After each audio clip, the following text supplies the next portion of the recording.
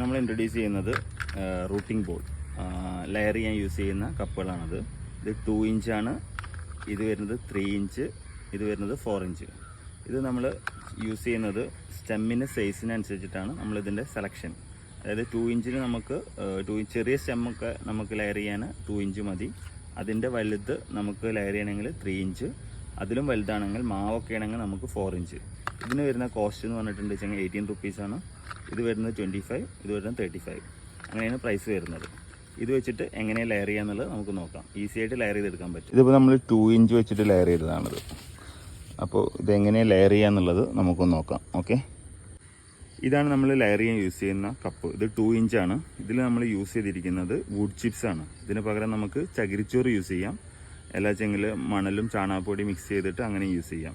ഇതിൻ്റെ കണ്ടീഷൻ എന്ന് പറഞ്ഞിട്ടുണ്ട് വെച്ചെങ്കിൽ ഒരുപാട് നനവ് പാടില്ല, ചെറിയൊരു ഈർപ്പം മതി ഈ നമ്മളിതിൽ യൂസ് ചെയ്യുന്ന മീഡിയത്തിന്.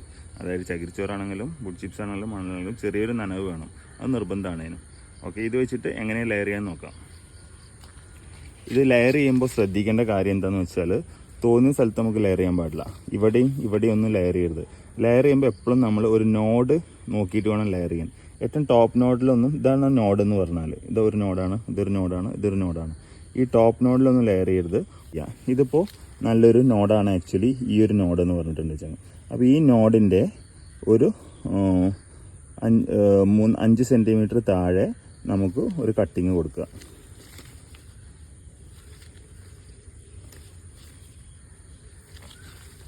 ഒരുപാട് നീളം ഇല്ലാത്ത കട്ടിങ് മതി, മാക്സിമം 1 ഇഞ്ച് മതി.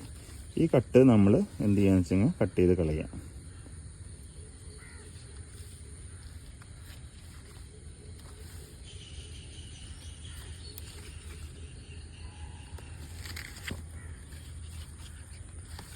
നമുക്കിവിടെ കച്ചാർവാഴ അപ്ലൈ ചെയ്യാം. ഓക്കെ, ഇതിലും ജസ്റ്റ് കച്ചാർവാഴ അപ്ലൈ ചെയ്ത് കൊടുക്കാം, അല്ലെങ്കിൽ റൂട്ടിംഗ് ഹോർമോൺ കൊടുക്കുക.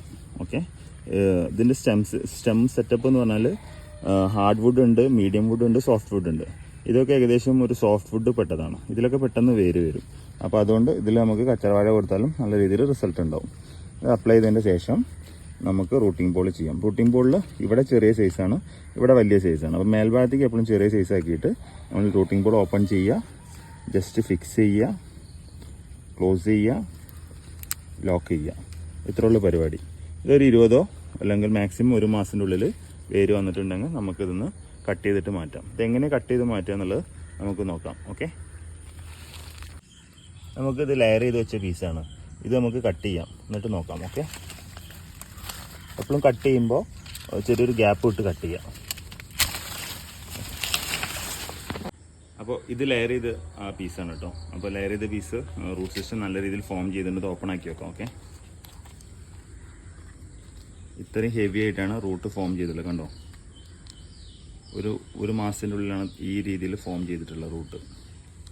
ഓക്കെ, അപ്പോൾ അത്ര ഈസി ആയിട്ട് നമുക്ക് ഇതിൽ ലെയർ ചെയ്യാം. ഇത് നമുക്ക് റീയൂസ് ചെയ്യാം. വൺസ് ഇത് ലെയർ ചെയ്ത് കഴിഞ്ഞാൽ ഇത് നമുക്ക് അടുത്ത പ്ലാന്റ് ലെയർ ചെയ്യാൻ വേണ്ടി ഇത് യൂസ് ചെയ്യാം. അപ്പോൾ ലെയർ ചെയ്ത് കഴിഞ്ഞിട്ട് നമ്മൾ ശ്രദ്ധിക്കേണ്ട എന്താണെന്ന് വെച്ചാൽ, ഇതിനെ നമ്മൾ സ്റ്റെമ്മ ഒന്നും കൂടി ചെറുതാക്കി കട്ട് ചെയ്യുക, ലീഫ് കുറച്ച് കട്ട് ചെയ്യുക, അല്ലെങ്കിൽ ഡീഹൈഡ്രേഷൻ സംഭവിക്കും. എന്നിട്ട് നമുക്കിത് വേറൊരു ചെറിയൊരു ഗ്രോ ബാഗിലേക്ക് മാറ്റിയിട്ട് നമ്മൾ തണലത്തേക്ക് വെക്കുക. 1 മാസം കഴിഞ്ഞിട്ട് നമുക്ക് സാധാരണ മാതിരി നല്ല പ്ലാന്റ് ആക്കിയിട്ട് പുറത്തേക്ക് മാറ്റാം. ഇതാണ് ലെയറിങ്. അപ്പോൾ കൂടുതൽ ഡീറ്റെയിൽസിൽ നമ്മളെ കോൺടാക്ട് ചെയ്യാം. ലെയറിംഗ് ബോക്സിന് വേണമെങ്കിൽ നമ്മളെ നമ്പറിൽ കോൺടാക്ട് ചെയ്യാം. ഓക്കെ.